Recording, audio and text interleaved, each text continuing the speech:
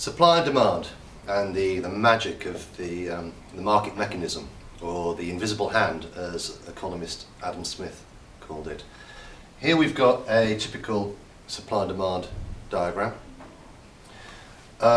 You'll notice you've got your axes, price vertically, quantity along the horizontal, you've got your demand curve sloping downwards, and you've got your supply curve sloping upwards.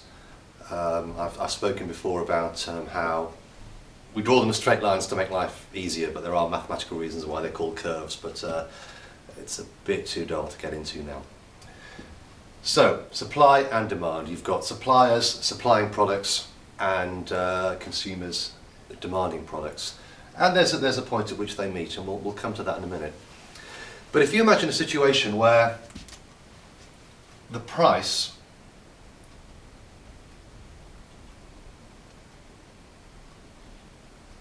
is currently there. Now the situation we have is that suppliers are willing to supply that much quantity, but consumers are willing to demand this much quantity. And there's a gap between the two. There's too much demand, or the term that we commonly use, excess demand in the marketplace. Now, if you imagine a situation where there's excess demand for tickets for a concert or tickets for a football match, or if there's excess demand for petrol, or there's excess demand for a certain type of food, the price will tend to go up. And people always say, well, it's supply and demand, isn't it? And that's exactly what it is. It's supply and demand. And what happens is this invisible hand, which the economist Adam Smith spoke about, gradually pushes prices up. It's not government making a decision, it's not a group of people sitting down deciding it, it's just the way of the world. And if you think of an auction on somewhere like eBay, if there's too much demand for a product, the price will naturally tend to rise. It just works that way. So when you have this situation with too much demand and not enough supply, you get this movement of price upwards, and eventually it reaches an equilibrium point, which is here. So that is your equilibrium where supply and demand meets. And the same thing can happen if a price is too high.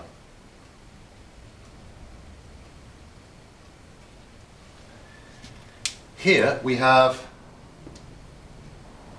this much demand, this much supply.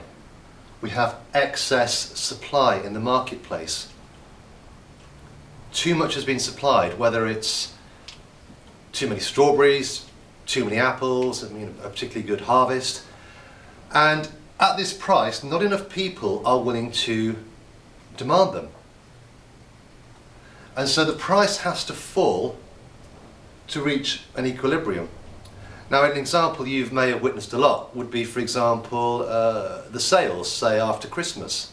If there's too much supply of a particular type of t-shirt or a particular type of coat in a shop, not enough people were willing to demand it at that price. There's too much supply, and the price will fall. And it will fall to an equilibrium point where the market will, what we call, clear. And again, it's just this invisible hand. It's this interaction between the people that are demanding a product and the people who are supplying a product. Those interactions which are going on very, very quickly eventually bring prices to an equilibrium point. Now, sometimes supply and demand conditions can change, and these curves or lines can actually move as well. And in a later video we'll look at the effect of what we call a shift in the demand curve or a shift in supply and the impact it can have on this equilibrium point.